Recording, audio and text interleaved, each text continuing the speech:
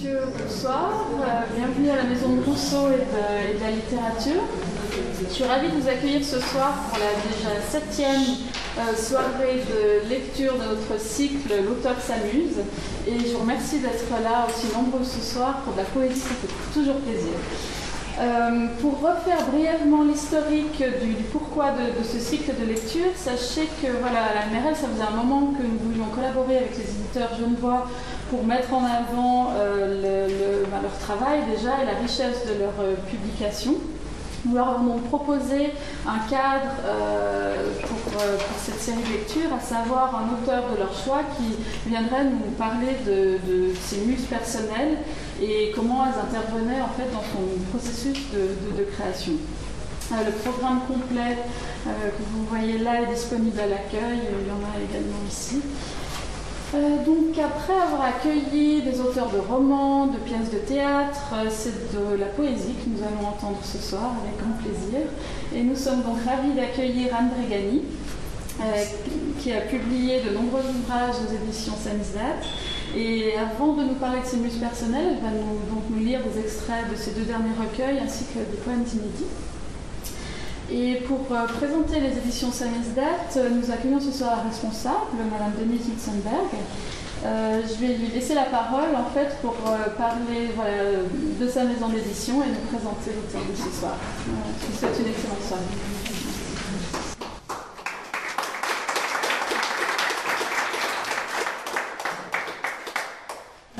Bonsoir. Oui, je vais parler au nom des éditions Samizdat. Et au nom aussi de ma sœur jumelle Claire Crenbull, qui est là au premier rang, avec laquelle vous pourrez vous entretenir tout à l'heure. Je remercie d'abord la Maison de Rousseau et de la littérature pour cette belle initiative qui, au cœur de cet été, offre, de tous les sens du terme, une vitrine aux maisons d'édition genevoises. Nous avons l'habitude de nous rencontrer, soit dans les assemblées, soit au Salon du Livre. Mais là, semaine après semaine, nous avons pu faire connaissance avec les autres maisons et avec leurs auteurs. On me demande de parler des éditions Samizdat. À vrai dire, j'avais pensé que ça allait de soi, que vous nous connaissez tous. Alors, comme bien sûr qu'il y a une bonne partie de nos amis ou de gens qui nous connaissent, mais je vais quand même rappeler quelques faits. C'est il y a 20 ans, 21 ans maintenant, que cette maison est née d'une façon tout à fait fortuite, puisqu'il se trouve qu'à ce moment-là, j'avais écrit des poèmes au romanche, que je les avais traduits en français et que je ne savais pas quel éditeur de Suisse romande accepterait un ovni pareil. Donc je suis allée trouver un imprimeur au Grand Saconnet. Ce livre, qui s'appelle J'aime quand j'embline, a paru à ce moment-là. Et j'avais même imaginé que les éditions Samizdat pourraient être uniquement composées de livres bilingues, dont l'auteur écrirait dans une langue et dans une autre qui aurait traduit les premiers poèmes. Or, après un livre de ce type, le 3e, qui était un recueil français-portugais de Luís Manuel, eh bien, comme je connaissais Anne Bregani, que j'avais déjà lu certains de ses poèmes, j'ai fait appel à elle, je lui ai demandé en fait un premier manuscrit et nous avons publié jusqu'à présent 7 recueils d'Anne et nous allons publier au printemps prochain, au février prochain, le 8e livre d'elle.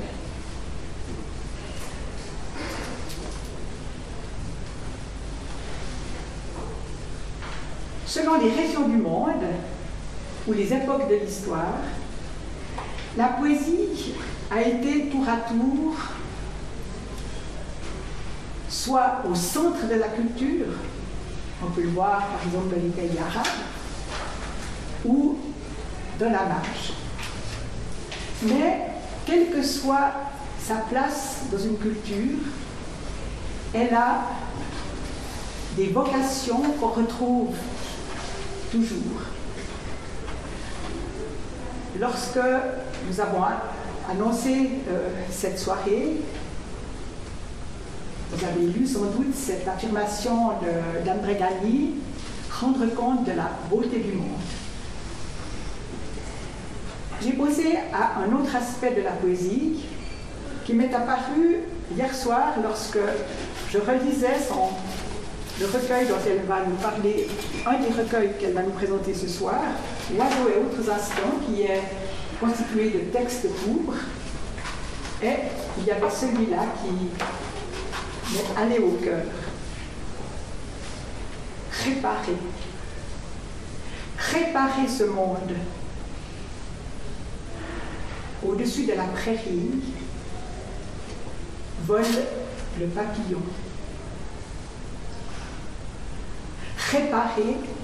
Réparer ce monde. Et en écho à ce texte bref, j'ai entendu un autre des textes d'Anne qui figure dans son livre Chronique du Nord-Est, que je vais vous lire. Cicatrice.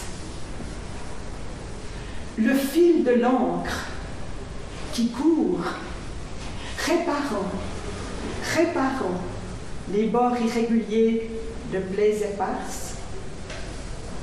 Ainsi, le poème est cousu dans la peau, chair vive, qui fut jadis blessure. Tout à l'heure, vous pourrez admirer ici un Leporello des éditions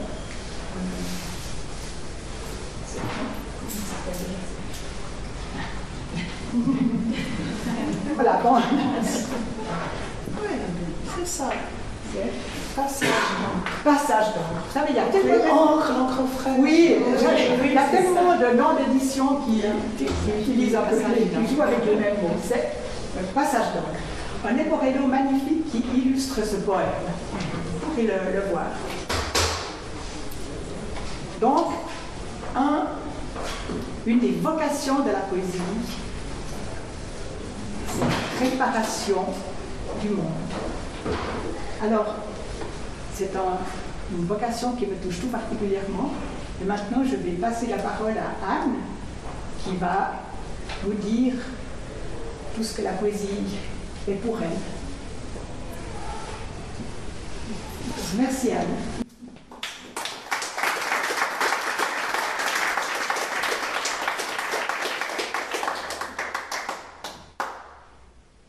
J'ai préparé d'abord un ensemble de lectures, de textes. La première petite série est tirée du Temps de l'Arc.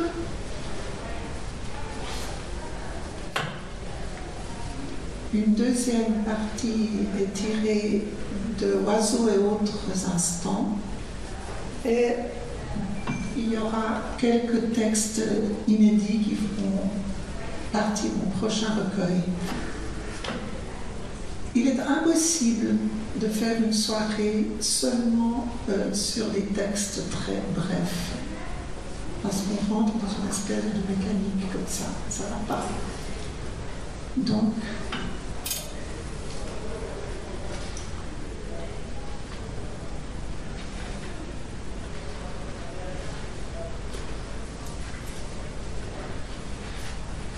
mon choix s'est articulé de manière à vous présenter quelques-uns des thèmes qui me tiennent à cœur et dont on pourra peut-être parler ensuite.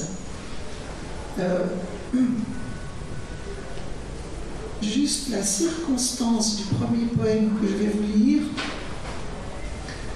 J'étais à ce moment-là plongée dans la correspondance de Marina Tsvetaeva. Et ça m'a toujours beaucoup impressionné combien on est avec pas seulement une légende, mais aussi une réalité d'artistes qui, pour une raison ou pour une autre, à un moment donné, se suicident. Et c'était une manière de penser, s'il est dédié à quelqu'un, ce poème, c'est à Marina Tsvetaeva. Il s'appelle Le Gardien. Qui porte cet œil iridescent qui se devine au sombre seuil où ne se discerne plus de chemin. Dans l'ombre cependant se tient, ombre plus haute, à peine visible, le gardien. Le blanc de ses yeux trait un instant luisant, seul troué de la ténèbre. Et si cette plume, tu ne la saisis pas au vol, sous ton pas, le pont te cédera, crains-le, aux eaux noires. Tu sens, aussi ténu que le battement d'un papillon, l'air bouger comme à tâtons. Vers toi, très doucement, se tendent les mains maternelles du gardien, avec seule la prescience de ton accord. Elles te toucheront jusqu'à l'os, sans mal, t'entoureront de l'amniotique souffle, te baigneront du ciel sonore de ton autre cœur.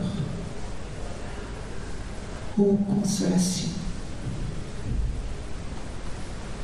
L'œil lavé du gardien, quand il regarde l'aurore, cet œil solaire ouvert en plein torse, traverse la nuit dans toutes ses épaisseurs.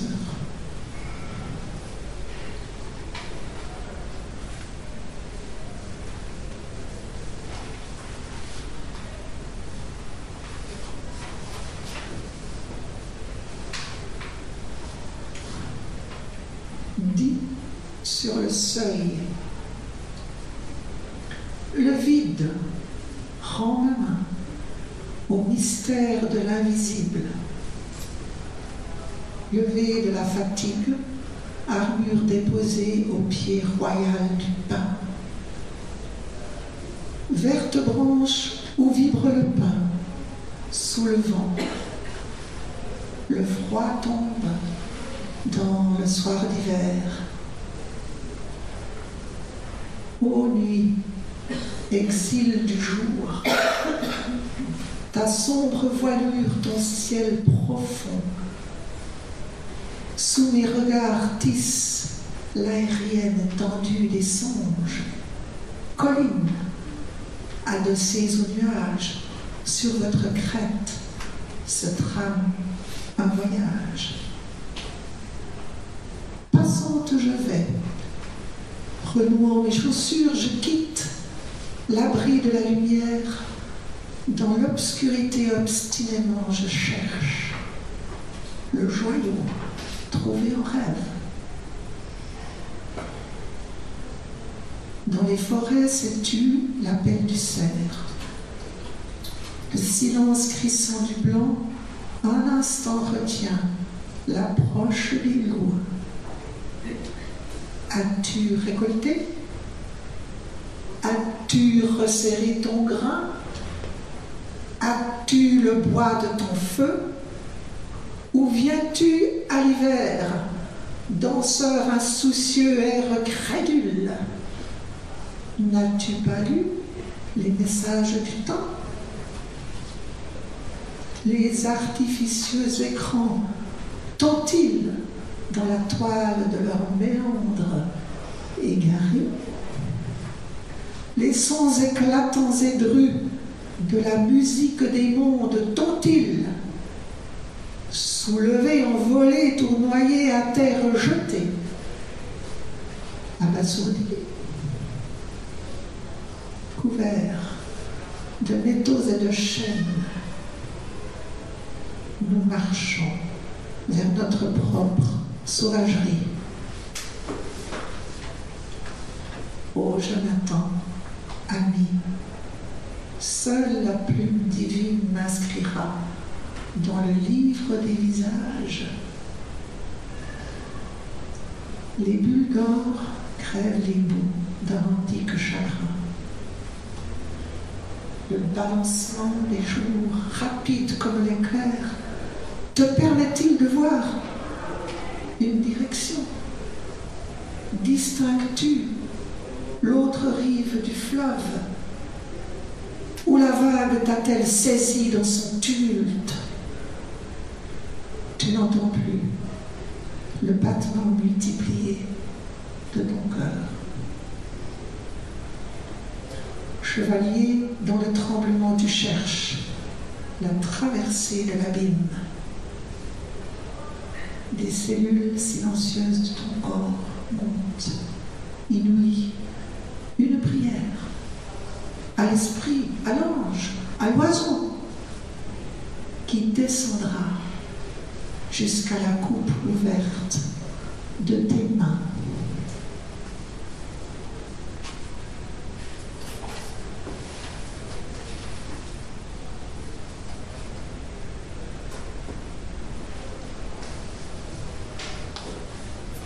Le chant du vent.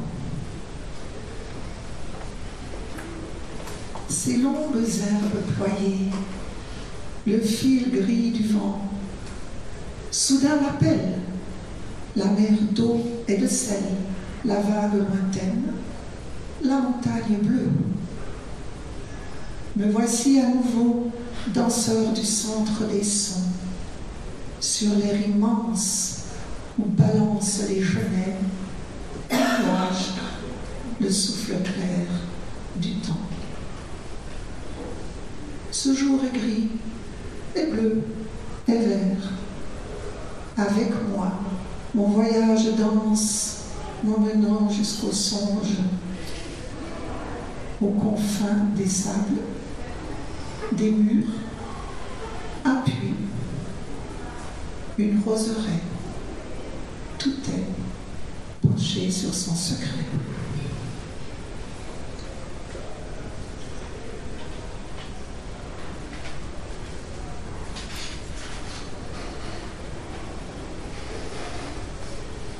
Ce texte que je vais vous lire maintenant mêle plusieurs impressions très fortes qui sont venues à des moments tout à fait différents, mais qui ont culminé dans le portrait d'un capitaine, d'un homme de guerre que j'ai vu dans une exposition peint par le Titien. Et son visage très comme ça, douloureux, m'a habité. Je ne connais pas son nom, mais ce poème est aussi pour lui. Prière, chevaux. Le pays de mon âme, je ne le vois plus à travers une vitre. Ma peau rayonne d'un feu d'or et de fer, cuir, noir métal. Je ne respire plus que par les jointures de ma cuirasse. Au ciel immense, toujours plus rapide, passent les nuages du soir. Les lions de pierre eux-mêmes pleurent. Ils les connaissent. La constante peine, le terrible chagrin.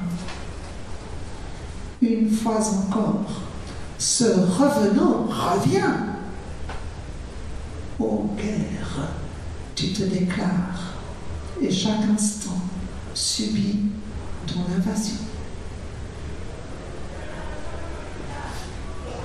prière, chevaux qui m'emmèneraient ailleurs. Le fleuve débordant de l'armée en déroute n'emportera plus ma course. Tant d'articulations grinçantes, de plaies ouvertes, tant de fois refermées, et le gain et la perte. Je craindrais d'être foudroyé? Non. Au plus secret de mon désir, je redoute, dans le fracas des armures, de ne plus discerner ce murmure de feu où toute nuit devient douce. Amer le temps qui a consumé les forces vives dans la fuite. Amer le fruit des nuits où l'inquiétude gouverne le sommeil et les rêves. L'aube se lève, mon âme dérobée, mon cœur perdu. Épargné des archers, le jour bondit entre les herbes hautes. Seules mes narines frémissent de tous les souffles en moi contenus, les porteurs de joie abandonnés. La flamme nocturne a éclairé mon jour d'ombre.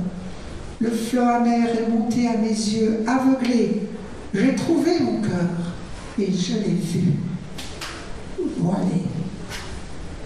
Il a débordé, lui, coupe de chagrin, profonde comme la mer et comme elle, agitée.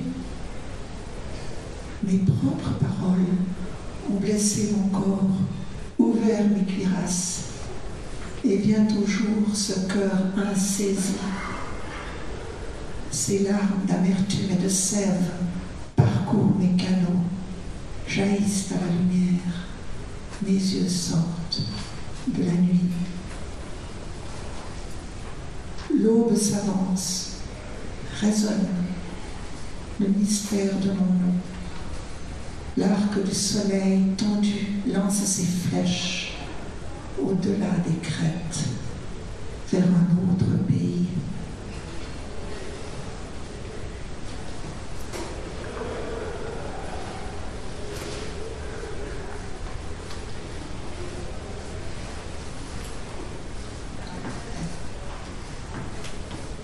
Toucher terre. Au pays brûlant de la langue absente, que diras-tu? Te tairas-tu? Ou t'inclinant jusqu'au sol, tu toucheras à nouveau terre.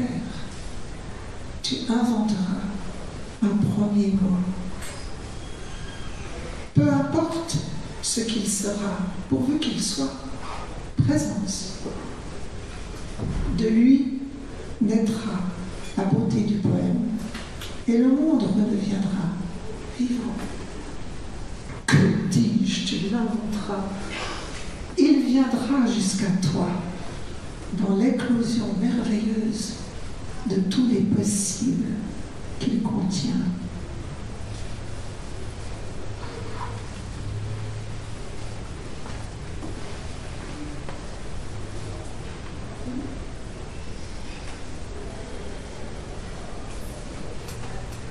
Sauter dans toute autre chose, puisqu'il s'agit ici de pièces très brèves.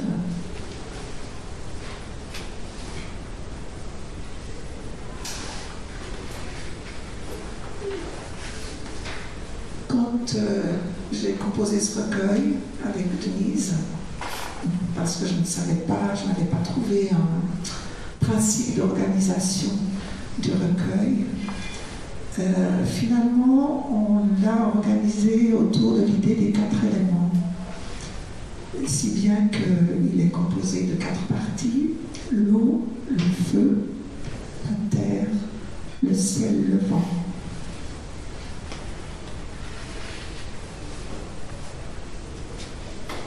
On commence avec l'eau. Pieds sur terre, cheveux dans l'eau. Le le sol connaît les deux mondes.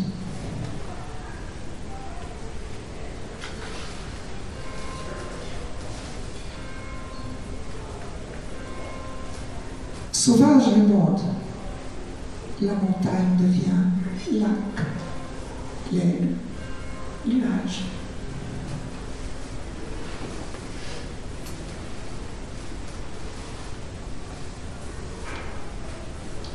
Dans la turquoise du lac, les montagnes regardent leur profondeur.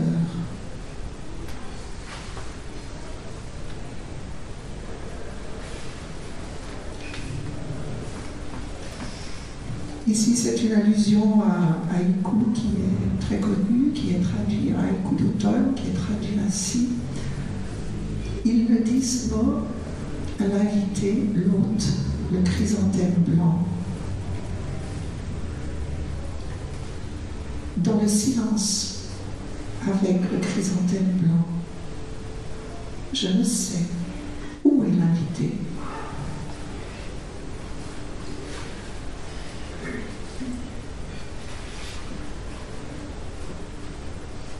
Pour le feu,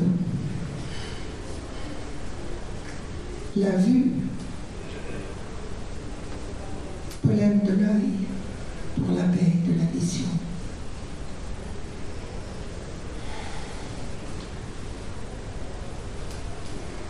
Son cœur de feu est monté dans sa verte chevelure, le mélèze d'automne.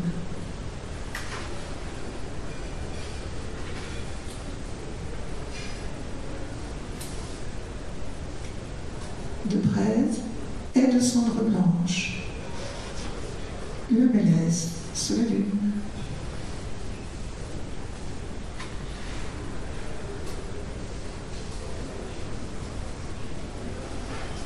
Chagrin du feu, les mains d'eau ne peuvent t'en consoler.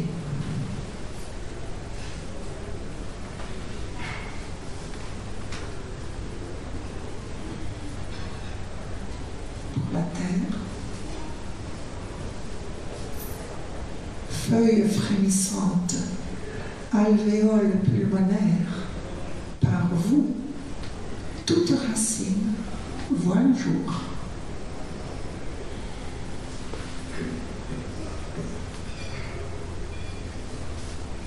Un renard, couché sur la haute, la vie, la mort, à chaque instant.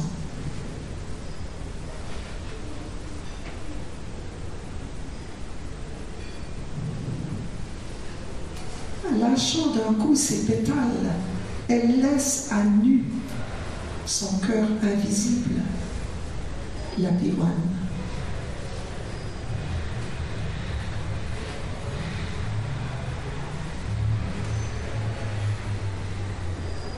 Les pins à la nuit confondue, mystère de l'ombre.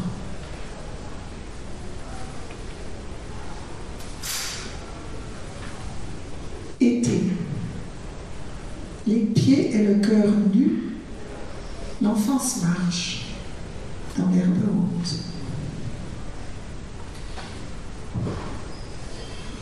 Après tous les poèmes, le mystère de l'herbe qui pousse reste entier.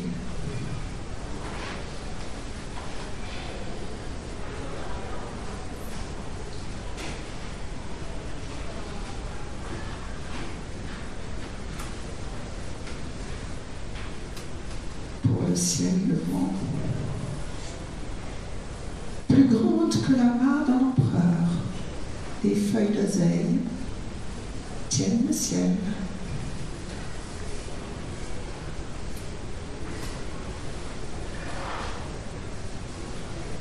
Les martinets dans l'air, boomerang de la joie.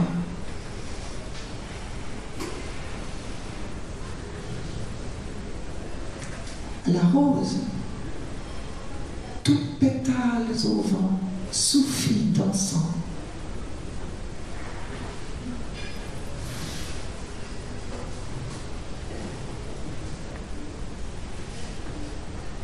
La voile du vent hissée entier.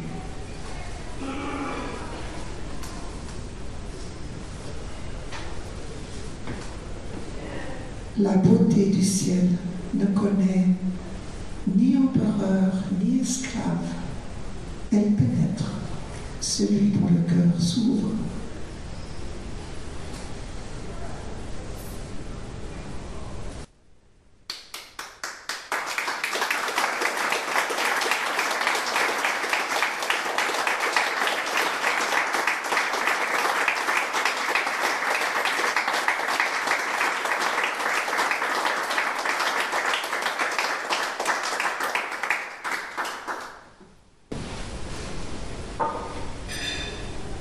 Est-ce que vous désirez que je vous lise encore un ou deux inédits?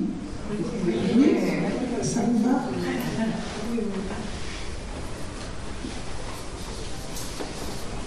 Je vous remercie.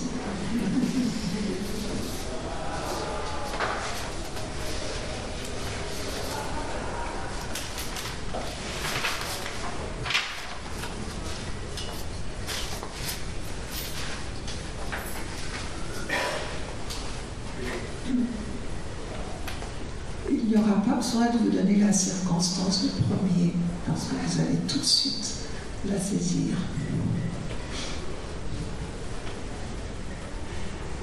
Au cœur qui s'éveille entre amour et mort, le monde donne l'étendue verticale de la neige. Je n'ai pas entendu le nom murmuré par le vent immobile avant de sillonner la nuit. Gris, argent, espace rayé de noires branches, où frémissent les souterraines écritures vers le ciel mobile lancé. Danseur, errant terrestre, tes genoux, tes pieds se meuvent. Tes bras, tes mains, ton dos étiré sont les seules ailes que tu auras jamais. Ton rêve brisé. En est-il d'autres qui exposent leur duvet, toutes plumes ouvertes dans l'aérien tracé? Neige, terre dure, froid hiver, matrice des songes à naître, inconnue, ignorée. Mon cœur, que plus ne berce la voix aimée, ne le laissez pas désespérer.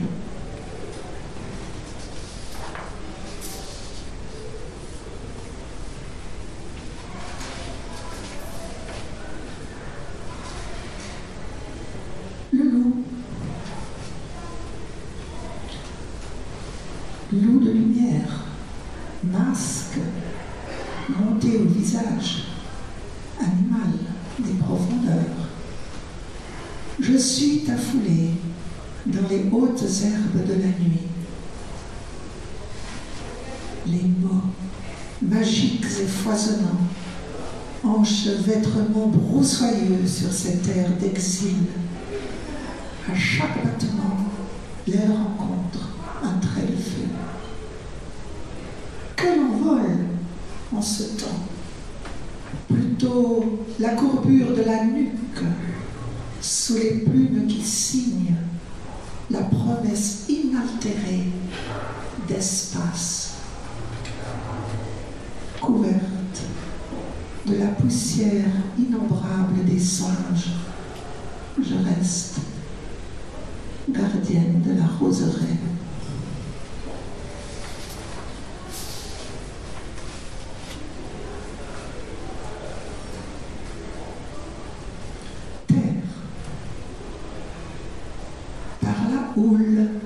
Saisi puis jeté à la mer, dans les eaux profondes où vit le trésor des mots, avant d'être langage. Creusement de la plongée, perdition, défaite, cela seul, et tous les sons transformés au rythme de la nage. pays de lumière sombre, tout allé est diffracté. Il faut s'en retourner vers le souffle, redevenir un être pulmonaire, jaillir dans l'air cardinal qui porte nos paroles. Navigante, à terre, tu es rappelé.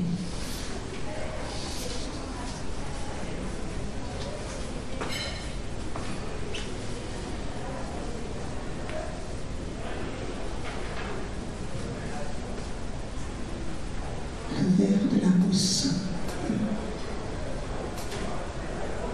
Je n'avais pas de mots pour dire. Le verre de la mousse dans la forêt qui monte. L'ombre à grands coups trace le chant de la nuit venue.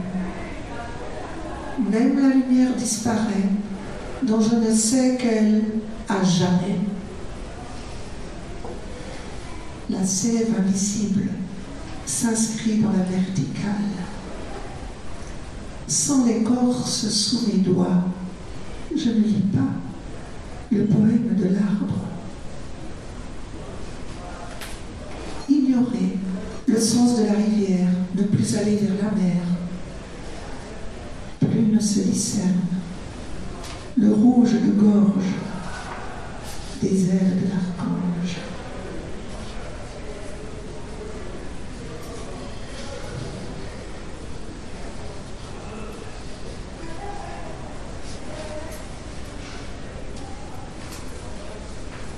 Rupture des nostalgies.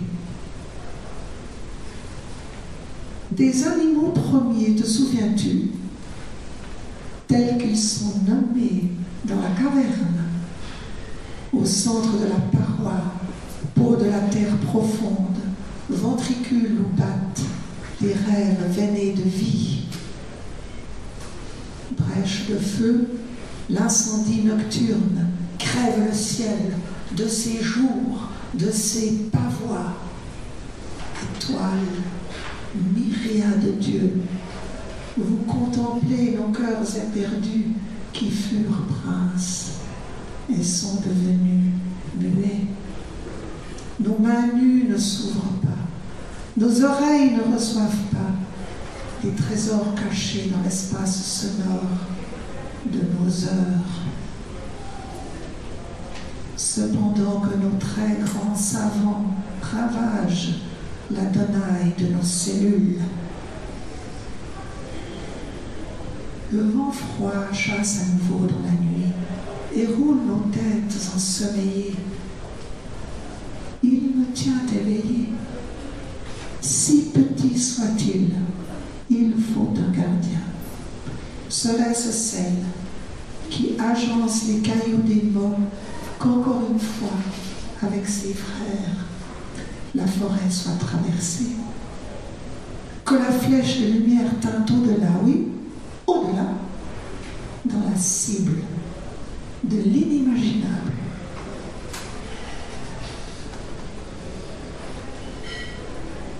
Il te sera dit, entre, cette demeure est tienne, car elle te reçoit.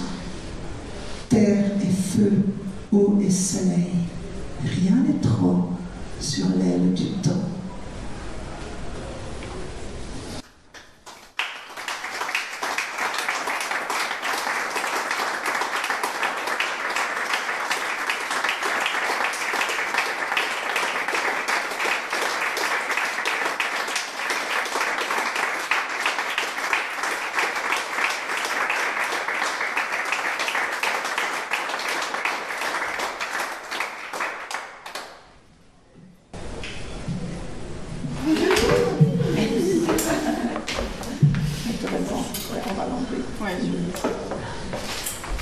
Je vais peut-être m'asseoir, justement.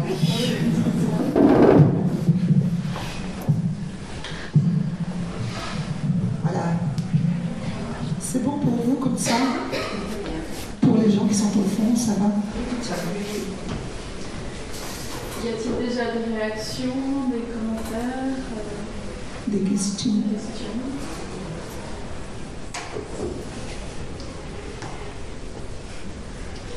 Alors, moi j'en aurais une, mais voilà, je vais commencer. Je voulais savoir en fait quand vous avez découvert la poésie japonaise et qu'est-ce que ça a éveillé en vous, parce qu'on ressent vraiment une influence avec votre écriture.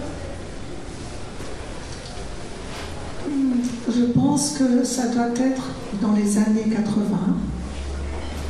À ce moment-là, à ma connaissance, il n'existait qu'un seul livre de haïku en français, qui était, est-ce que c'était chez Fayard?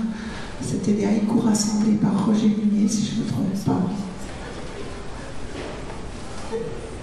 Et c'est un jour, j'ai vu ce livre comme ça, je l'ai ouvert.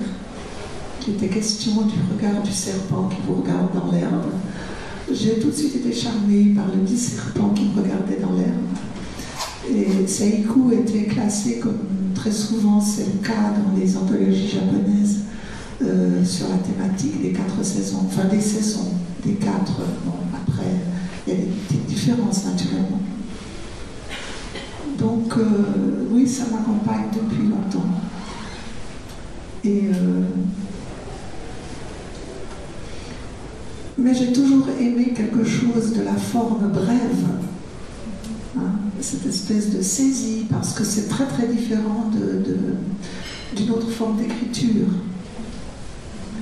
Donc comme ça, j'avais un petit carnet, et puis je notais comme ça tout d'un coup un truc, parce que mon atelier il est partout.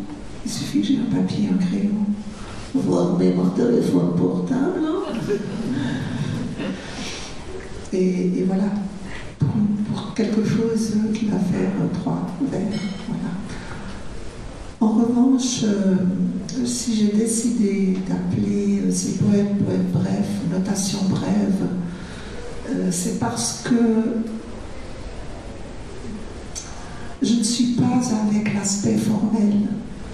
5, 7, 5 syllabes pour un haïku.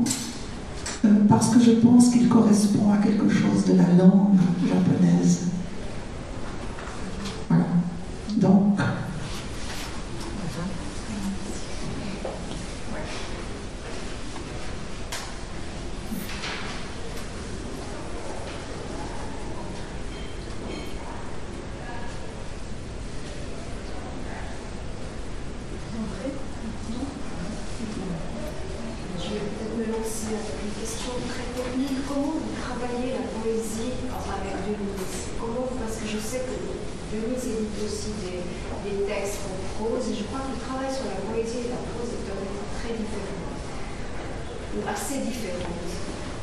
Alors très certainement, c'est sans doute très différent.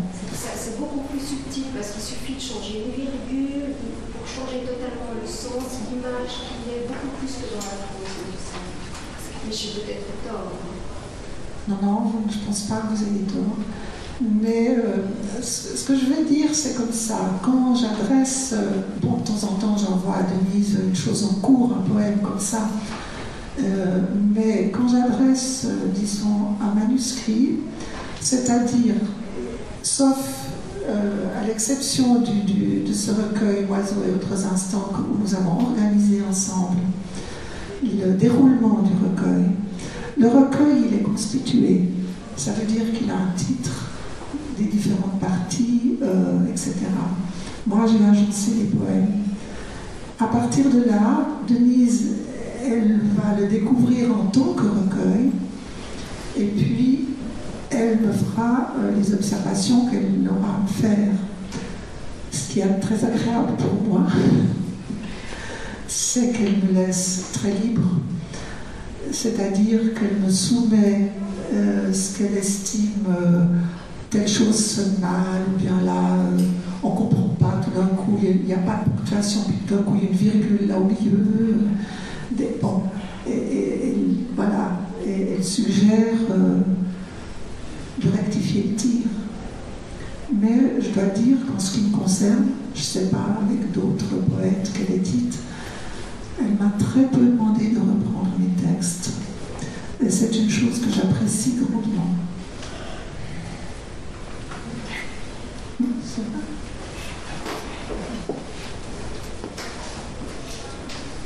j'avais ajouté, non seulement vous écrivez vos textes, mais vous les lisez parfaitement, vous faites passer quelque chose. Donc, c'est vrai que c'est très agréable à entendre. Et je pense aussi que vous avez une formation, enfin, c'est ce que j'ai lu sur les feuilles de présentation, une formation aussi au niveau, justement, oral, vous transmettez quelque chose aux autres, et ça fait aussi. Je pense que ma formation, vous comprenez, mon premier public, c'est un public obligé. C'est-à-dire que ce sont mes élèves. Pas pour les poèmes, mais j'entends, voilà, je suis régulièrement devant un public. Maintenant, c'est un peu particulier parce que j'enseigne depuis de très nombreuses années en classe d'accueil, donc au départ, mes élèves, ils ne parlent pas français. Mais, cela dit, j'ai toujours aimé la lecture à voix haute. Et quand j'ai eu des classes d'élèves francophones, j'ai toujours, à certains moments, fait de la lecture à voix haute. Parce que j'ai toujours trouvé que, en tout cas souvent, et en particulier dans la poésie, mais aussi quand on lit du théâtre, vous savez, je devais lire avec mes élèves des pièces de Jean Racine. Personnellement, j'adore Jean Racine, mais mes élèves de 15 ans, je peux vous dire que Andromaque et tous les autres, voilà. Mais ce que j'ai fait avec eux, à part introduire le mythe grec, c'est de les faire lire à voix haute, pour qu'ils arrêtent de se dire toutes les 2 minutes, mais il veut dire quoi, mais ça veut dire quoi, mais il voulait dire quoi. Non, on va lire, c'est-à-dire qu'à ce squelette qui est sur la page, on va redonner la chair. Et la chair d'un poème, c'est sa sonorité, c'est son rythme. Alors, oui, j'ai un grand entraînement. Mais j'ai aussi appris à partir du moment où j'ai commencé à lire mes propres poèmes. Parce que c'est très différent de lire les poèmes de quelqu'un d'autre que de lire ce qu'on a écrit soi-même.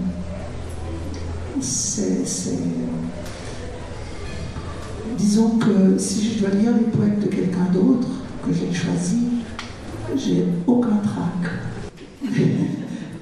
Mais si je dois lire mes propres poèmes, alors j'ai le trac. Moi j'ai envie de rebondir sur Racine et votre rapport à la mythologie. Je pense à des très beaux textes, notamment sur la destruction d'une cité, où il y a des personnages mythologiques qui interviennent et dans cette partie du texte, ça ne vous empêche pas de traiter de thèmes très actuels. Et je serais curieuse de vous entendre sur votre rapport à la mythologie et à cette forme de réécriture.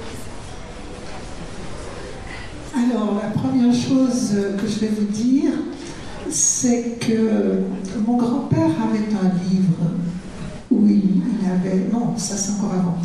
Quand j'étais enfant, ça commence comme ça. Nous avions cette collection qui s'appelait Contes et légendes. Et il y avait les contes et légendes de la Grèce antique. Voilà. Et il y avait toutes sortes, de toutes sortes de pays. À l'époque, c'était une très belle collection. Ils ne l'ont jamais rééditée dans la facture qu'elle avait au départ. Mais moi, j'étais fascinée par ces histoires.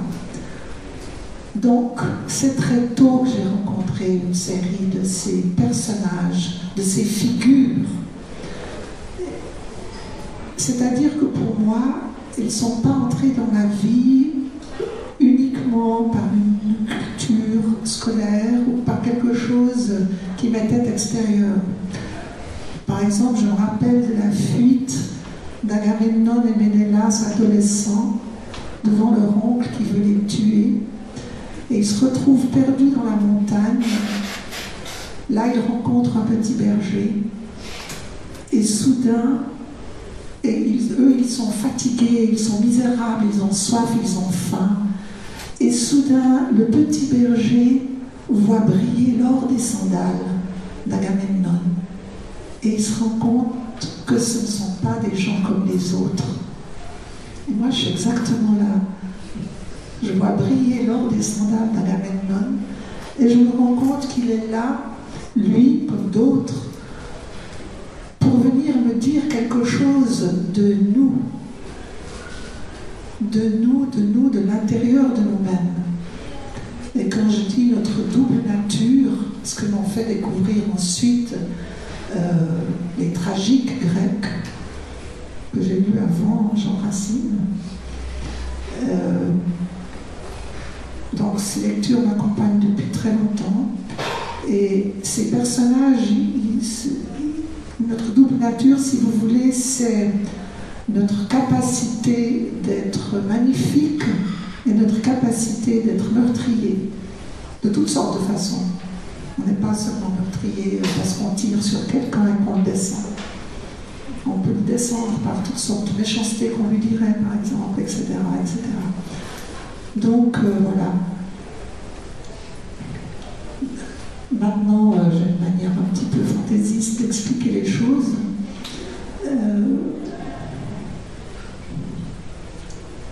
Comment dire? Oui, je dis que moi, je branche mon antenne, mes antennes, que tout le monde peut faire ça. Et puis que là, autour de la Terre, il y a tous ceux qui vivent, ont vécu, sont là. Alors, si vous branchez, vous pouvez capter. Tout le monde peut faire ça, parce que sinon la poésie, elle parlerait à personne. Non, ce que je veux dire, c'est qu'elle est en vous. Le poète, c'est juste celui qui note, au lieu de laisser passer comme ça. Alors, de temps en temps, c'est un de ces personnages qui vient. Et ça prend en général du temps, parce que la plupart de ces grands personnages, ils sont... Quand ils commencent à me travailler, je sais en général pas ce qui se passe. Je sens un truc et puis ça fait ouin, ouin, ouin, puis ça me travaille, puis je me sens mal, et puis je me dis, ah, ça va pas, je crois plus à rien, le monde est nul, etc. Et puis tout d'un coup, une parole commence à émerger, et il se peut à ce moment-là que je reconnaisse le personnage qui vient. Mais je ne sais pas toujours. Par exemple, Priam, il est venu comme ça. Et alors, à partir de là, je peux écrire. Je peux plonger dans l'écriture. Alors, oui, ils sont toujours avec moi. Peut-être qu'il y en aura encore un ou l'autre qui se présentera. C'est pas exclu, mais je ne peux pas le prédire, ça. J'espère que ça répond suffisamment à votre question. Oui, merci. Et je vais vous demander le cerf. Est-ce que c'est un seul personnage? Parce que c'est une figure qu'on retrouve dans Oui. Est-ce qu'il y en a un seul ou est-ce que ça symbolise quelque chose en particulier?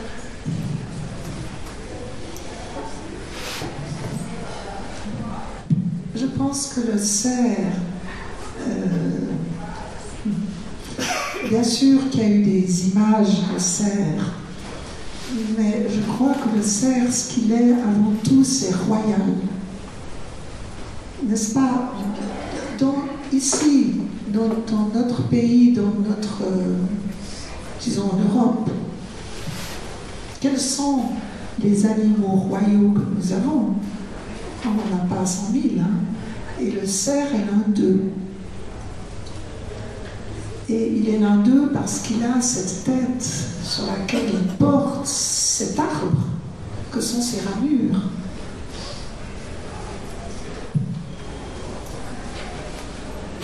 Alors, il vient dire quelque chose de la royauté.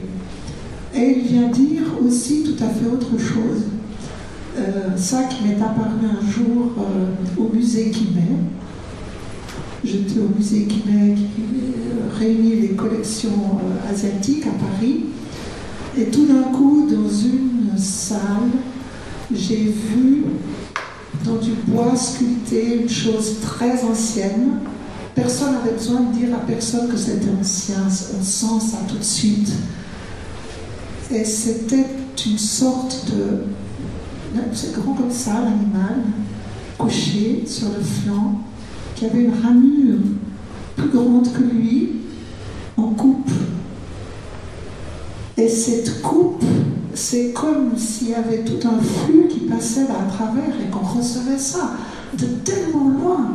Ça, c'était extraordinaire. Alors ça, il m'a beaucoup habité, celui-là. C'est pour ça qu'il vient de temps en temps. Alors celui-là, en regardant ensuite dans cette même salle où il y avait d'autres ramures, mais ça, c'était la plus belle, c'était des monuments funéraires.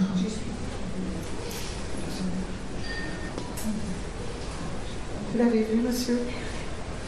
Vous l'avez vu, Oui. n'est-ce pas? Oui. Parmi les figures qui reviennent, les personnages, vous avez dit tout à l'heure, j'ai entendu passer à plusieurs reprises la figure, le personnage du gardien, et peut-être plus largement encore du geste de garder. Est-ce que vous pouvez nous parler davantage de ce geste? Oui, c'est vrai. C'est vrai que le gardien vient. Le gardien, pour moi, c'est le veilleur. Parce que, comment dire, ça peut être dans toutes sortes de relations, ça peut être dans quelque chose de très intime, de soi à soi. Ça peut être de soi en relation avec quelqu'un, une ou deux personnes, ou ça peut être en relation de soi avec quelque chose du collectif. Mais toujours est-il, c'est toujours le signe de, à la fois, quelqu'un qui veille, tandis que quelque chose en nous dort, qui peut-être devrait de temps en temps s'éveiller. Mais j'ai rien contre le sommeil et les rêves, hein, que ceci soit clair. Mais est endormi, est alangui, est dispersé. Et c'est vrai que je ressens assez fortement la nécessité de veiller à certains moments et la nécessité de garder, de maintenir vivant. Et de ne pas laisser sombrer, de ne pas se laisser sombrer, de ne pas laisser sombrer. Quoi exactement? Mais des fois, ça peut être la langue elle-même, parce que je crois que la langue subit des attaques très importantes, entre autres, dans notre époque, par exemple. Alors, là, le gardien, ce sera celui qui écrit, par exemple. Est-ce que vous aimeriez quelque chose d'autre encore, peut-être? Que je vous dise ou que je vous précise?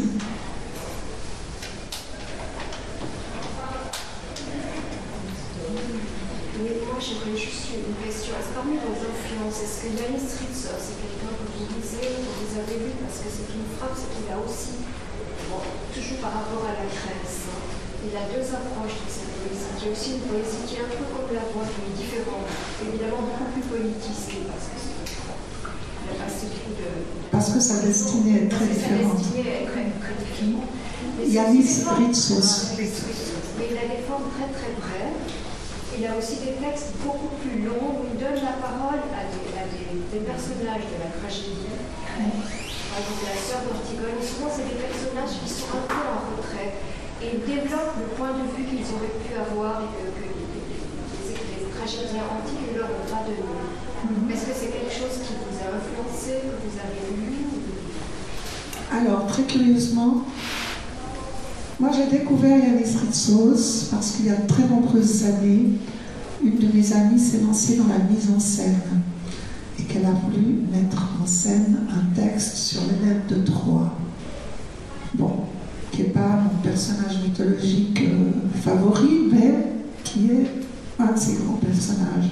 Donc c'est comme ça que j'ai découvert Yanis Ritsos. Et à partir de là, je ne me suis pas du tout intéressée à ce qu'il a fait de la mythologie grecque, tout à fait curieusement, mais je me suis intéressée à sa poésie. à toutes ces autres formes de sa poésie. Donc, si Yanis Ritsos m'a influencé, c'est dans cette notion, d'urgence, de jour qui se lève, et puis on va parier, on va vivre ce jour. C'est dans des choses comme ça. Et il y a, je pense, 2 ans de ça, une autre amie m'a dit « Mais toi qui écris tout le temps sur ces Grecs, machin, tu devrais lire, est-ce que tu connais les grands monologues de Yanis Ritsos ?» J'ai dit « Ah non, ah ben tu devrais les lire. » Et c'est là que je les ai lus, en effet. Donc, on ne peut pas dire que c'est cette partie-là de son œuvre qui m'a influencée. Mais par exemple, récemment, vient d'être édité le chant de ma sœur, le chant à ma sœur de Yanis Ritsos,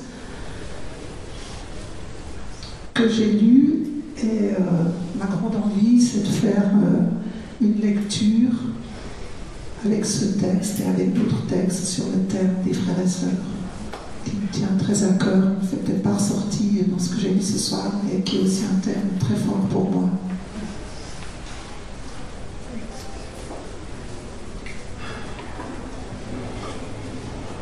Une dernière question peut-être?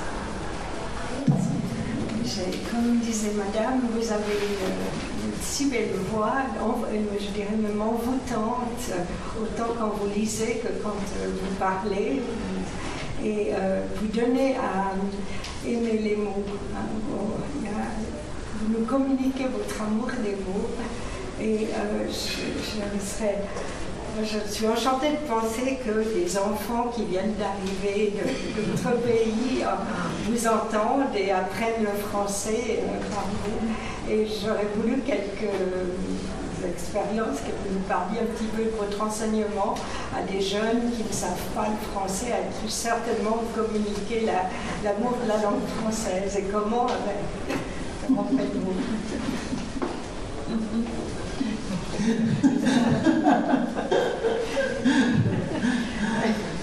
Bon, je ne peux pas vous expliquer comment j'enseigne, c'est trop long et trop... Et voilà, c'est pas exactement, il faudrait quelque chose de spécifique. Mais ce qu'il y a de très beau, mes élèves, ils ont entre 10 et 12 ans. Et quand ils commencent à pouvoir parler français, il arrive qu'à certains moments, j'accepte tout élément sur lequel ils s'interrogent, sur de quoi ils veulent parler. Donc, nous abordons toutes sortes de discussions par moment. Et comme à la fois ils ont l'âge qu'ils ont, et à la fois ils ont une langue encore élémentaire, tout ce qui va être dit est très ramassé. Il n'y a pas de fioriture. Donc il nous est arrivé de parler de l'absence, du rêve, de la peur, de la mort, puisque quand même il y a beaucoup de migration. Il peut y avoir le fait d'avoir perdu des gens à la guerre ou pas à la guerre. Bref. Alors c'est tout à fait vrai qu'il m'apporte. C'est à travers ces choses-là, ils me nourrissent. Ils me nourrissent parce qu'ils ramassent la langue que j'aime et que je parle à un degré tout autre, mais pour commencer à vraiment dire. Et ça, c'est toujours un moment absolument merveilleux. Alors, si une fois vous avez envie d'avoir des anecdotes, on peut le faire, mais je ne pense pas que c'est le lieu maintenant. Et merci de ce que vous me dites, parce que j'ai très à cœur qu'on puisse aimer le langage, aimer la parole, et que s'exprimer, c'est autre chose que dire, et que dire, c'est autre chose encore que nommer. Quand je serai arrivée à nommer, je serai le poète accompli que j'ambitionne de devenir.